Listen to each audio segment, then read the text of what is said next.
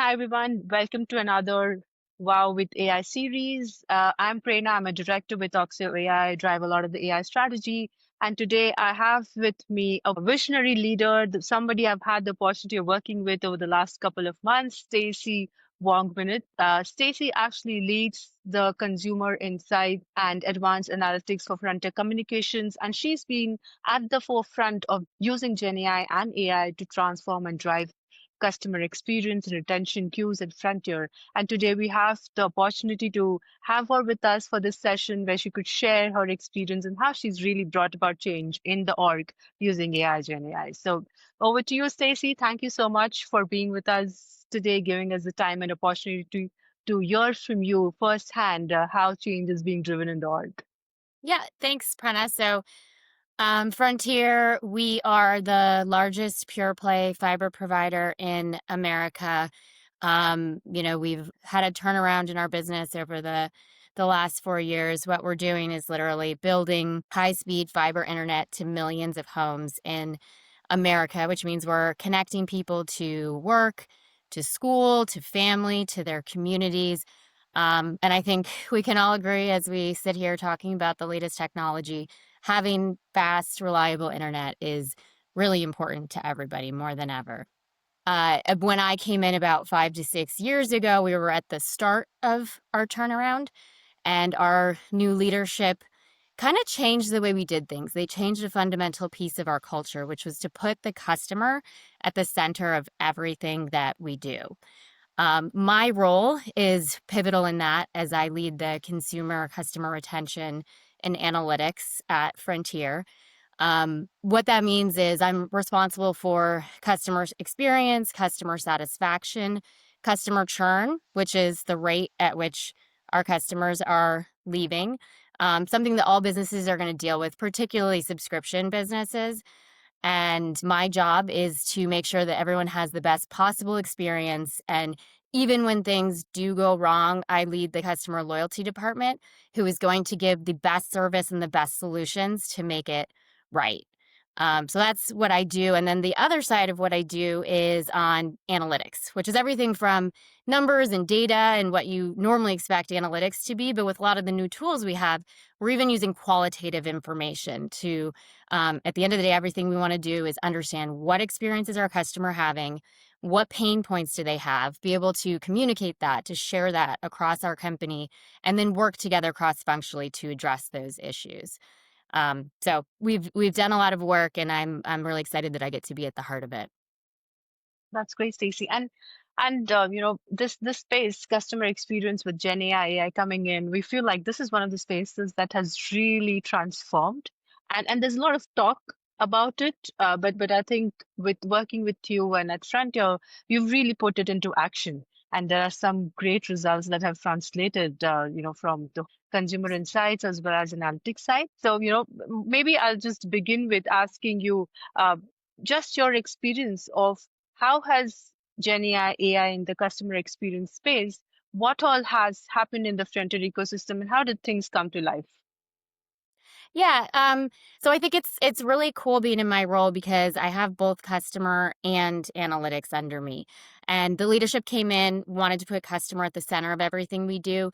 But the other real pillar of our, turnaround has been digital first, with a focus on the latest analytic technology to actually achieve our goals and solve our problems. So having all of that under me has obviously created a lot of synergies. We're really, really good at two things. We can design analytic models, tools that we know will ultimately be able to be used to change the business. And when we get the results of those models and those tools, we can quickly figure out what does this mean and how am I going to change my business based on these results. So it's been obviously great to have both of those. I will tell you, like me personally, I've been an analyst my whole career. The one thing that sits with me is actions over insights. I love a good data insight, like random fact, random finding more than an average person should. But what I really want to do when I'm trying to change my business, when I'm trying to drive fast change with real results, is find the things that will do that. I'm not going to build a model, I'm not going to build a tool unless I know how it's going to impact my business. what am I going to do with the information that I get out of that? How am I going to use it to actually drive results in our business? And so that's sort of the foundation of everything that we do on our team. And I think I can definitely vouch for your fact about going behind data and making sure that it makes sense, because we've had those, intense discussions around data points and Oh how yeah. those really translate and what that means for the business and what it means for driving some of your key KPIs. So yeah, it can completely know with the direction that you take, and under your leadership, the kind of things that have transpired at Frontier within your org. But are there any particular key examples, Stacie, that come to mind which you really think have been big wins in the space on analytics as well as driving your customer retention and experience? Yeah, yeah. As you know, I have a small but mighty team of data analysts and data scientists that are working across the business to solve really complicated problems all the time. They're using anything from traditional AI to the latest generative AI that's out there. Things like, we have machine learning propensity models that give us the ability to predict who's at risk to leave us and why. We also have tools that allow us to personalize the messages that we are communicating with our customers. Um, and then on the qualitative side, which I mentioned, we're using generative AI. We're using large language models to analyze thousands of customer comments that come in our surveys. And at the heart of all of these things, we're really just trying to understand, what is our customer experience? What are they going through? What are the pain points they have? And again, identify those and work cross functionally to address them so we can give the best possible experience. That's wonderful. And talking about, you mentioned personalizing messaging and personalizing experience as such. So what does, to you from your experience, Stacie, what does personalization in the CX space, like what does it really mean? When it comes to customers as well as when it comes to agents, like how is this personalization turning out for you in the org? Yeah, absolutely. It's the Gen AI, like the beauty of it is that we are not in a rigid cookie cutter situation anymore. It's not you put these number of variables in, you ask these very specific questions, and you get these, very specific outputs. There's a lot more fluidity in the information that goes in and the information that comes out. And so what that allowed us to do is, personalization for agents. We have built for them with your guys' help, kind of a little partner that sits with its own personal tutor that can help them play into their strengths and also help them improve their weaknesses. And on the customer side, I mean, this is the future of customer service. This is where companies will begin to differentiate themselves. Our goal at Frontier is to have a conversation with a customer like we know them and to offer them a solution that makes the most sense for them and to talk to them in a way that makes sense to them.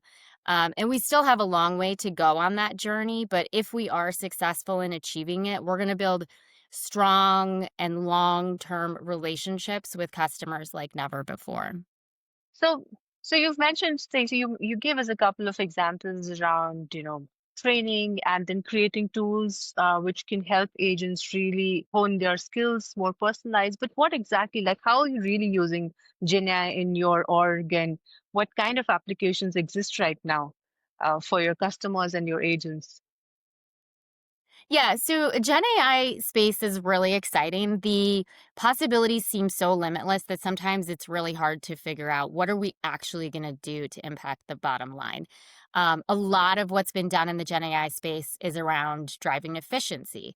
Our goal on my team was to do more than that, to actually be able to improve customer experience and to drive potentially growth for a company. Our CEO, Nick Jeffrey, has been a big proponent of this from the beginning. He told us to move fast, fail fast, try things until, we get something that works. So I brought my team together. I have loyalty business leaders, I have data analysts and data scientists, experts, and we kind of brainstormed what can we do. And what we came up with was a total redesign of our loyalty program from start to finish. So before an agent ever takes a call, to while they're live on the call, to the debrief after the call. So before the call, we're providing them with personalized training, a little training buddy that can literally lean into their strengths and help them improve on their weaknesses and get them ready to be on the phones on day one. On the call, we're providing more relevant customer context insights that help the flow of the call. It allows the agents to take the right actions to make the right offers at the right time for their customers.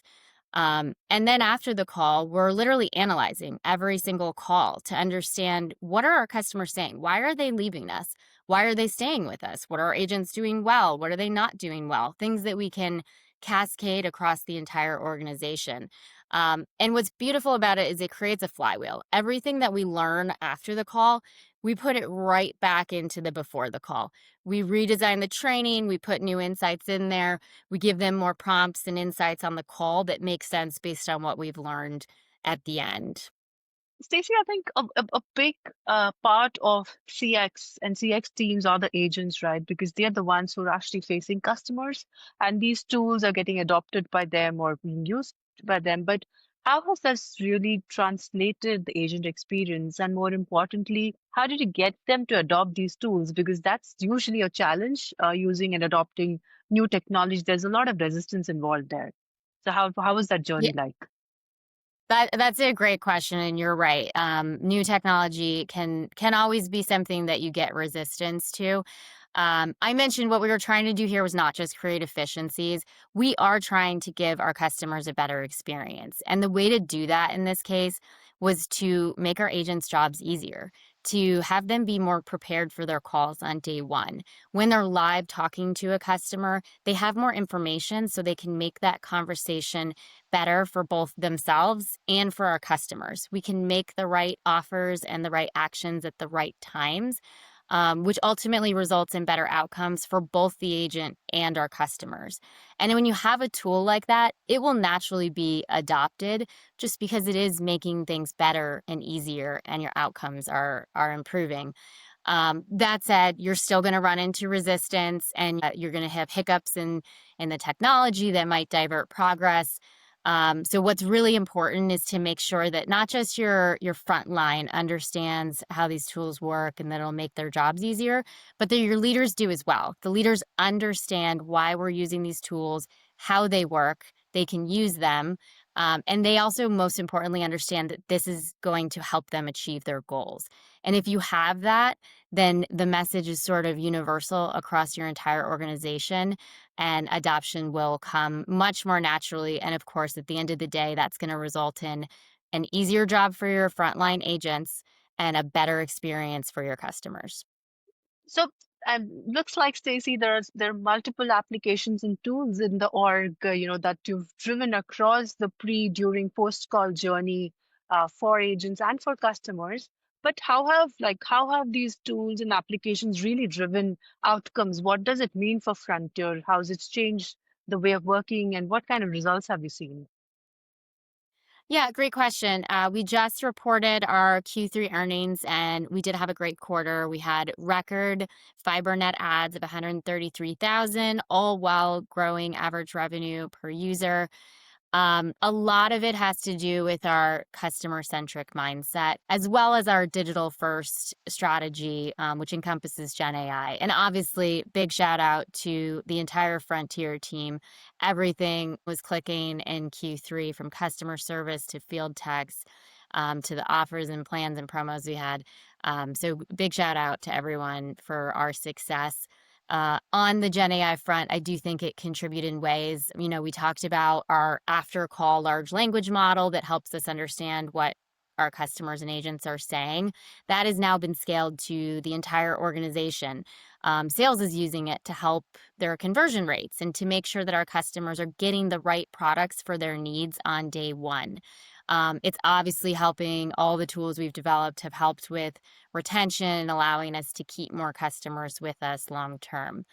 And then, of course, it's being used across customer care, tech support to understand what are the pain points our customers are experiencing, and allowing us to understand those better and to address those cross-functionally to solve those problems and give our customers a better experience. And me personally, obviously, all the tools we've developed, I'm proud of our voluntary churn rates that continue to improve year after year as we layer more of these tools on. We use our flywheel to consistently be improving what we're doing, and it's showing up in our results. That's actually fairly impressive. I mean, we work with quite a few clients, and like I've mentioned in the past to you, um, we've not seen the scale of transformation in a function making outcomes really real and having the org aligned from a business and technology side and coming together to successfully get things into actually live production, and that's quite rare.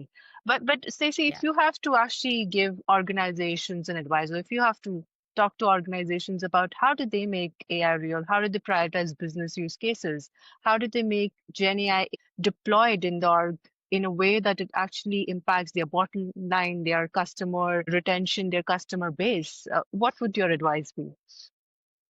Yeah, this is one I wish I had all the answers to. I can tell you that it starts at the top for sure, with CEOs like Nick who are willing to take risks to create the future.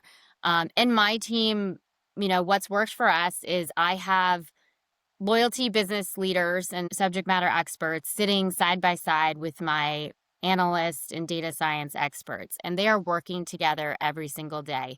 And I encourage them, I nudge them to lean in and to learn what each other is doing. So that means my loyalty business leaders have to get a basic understanding of what's out there. What are the AI capabilities that exist that they might be able to take advantage of?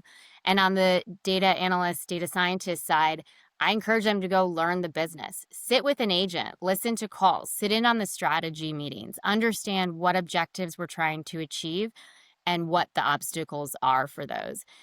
It takes them out of their day job a little bit, but I promise it's so worth it when you actually design a real world use case tool that your businesses completely understand and they use, and it's helping them achieve their results. And anecdotally, I can say I've been an analyst my whole career. I'm a big proponent of understand the business behind your data. How can you tell a story with your data if you don't have the business context? Um, that's part of how our large language model actually started. Was I used to do call audits. We used to literally listen to retention calls to get answers. And so I'd assign out 10 calls to each analyst every week. We'd come up with 10 questions that we want to know. We'd meet and say, let's make sure we interpret these questions all the same. What are we listening for on the call? A week later, we'll come back, say we'll have 100 calls audited. We'll have answered these questions. We'll pivot it. We'll feel like this is the most amazing information we could ever have because that's what we had at that time. And after a couple months of doing this, my data scientist came to me and said, we don't have to do this anymore. How about instead of 100 calls with 10 questions in a week, we let you ask as many questions as you want to all of the calls, and maybe it'll take an hour, hour and a half, um, which is absolutely fantastic. Like, I think partly they may not have wanted to listen to calls anymore, but I think also we all know the value in the information, being able to listen to our customers and understand what they're saying to us. It's really remarkable, and it's a big shout out to my data science team that built this because it has really changed the way we do business and the way we listen to our customers. And we're absolutely seeing the results of that work. That's that's actually great advice. I'm sure your point, nobody has the answer, but you seem to have cracked the code to some extent, definitely with a mix of all the things that you mentioned. And Stacey, like we've been observing, of course, we work across a lot of enterprises, and there are certain themes that are rising, and we've been seeing. And you're actually aligned the way Frontier's been working, and you've been your vision, and you've been driving. It's sort of aligned with a lot of the themes. For example, I do believe that a lot of the work in GenAI tools, they're all custom built for you, right? Like you've built most of them specific to your processes, your org. It's not like off the shelf. That's completely right. Um, Absolutely. Our large language model was not just custom, but it was designed in house. Really big shout out again to my data scientists who did that. And obviously the work that we've done with you guys, like we we always get inspired by seeing what other people are doing, but it's really what do I need to solve my business problems? What are my goals and how do I do that? And I cannot stress how much having a really good understanding of your business is to being able to build those custom tools that are going to have the most impact for you. That's great. Just one maybe closing question, Stacy. So we've seen, Gen AI going in from early 22, 25 has been the year where a lot of actual real work is happening. But if you look at Gen AI in general in your space in CX, what do you think where it's headed for 2026 or next couple of years? How do you think AI will be applied? Yeah, it's an interesting question for me to answer because I'm really big on practical use cases. Like, how is this going to impact my business? How is this going to help me achieve my goals? And I think that the pace of change in the generative AI space and how quickly it's getting, to the next level, we're going to be able to do things that I can't even think of yet. And I am just out there trying to, learn what's available and how we might use it. But I've been really inspired by some of the things even that your team has showed us about what we're going to be able to do in the future. I'll just go back to like our goal is to talk to our customers like we know them, to offer solutions that make sense for them. And the faster this technology evolves, the faster we're going to get there, and the more it's going to absolutely just fundamentally change the way that companies like Frontier are able to serve and interact with their customers. That's a wonderful note to close this discussion on, Stacey. We really look forward to, the other exciting things that you'll be doing at Frontier, and we'll obviously be, watching it closely to see how the journey progresses. But it's been such a pleasure talking to you, hearing about your vision and what you've been able to achieve in the past couple of months. And yeah, thank you so much again for sharing your experience with us. Yeah, thanks, Prana. It's fun to talk about this and just to think about where we could go in the future. So thanks for having me on.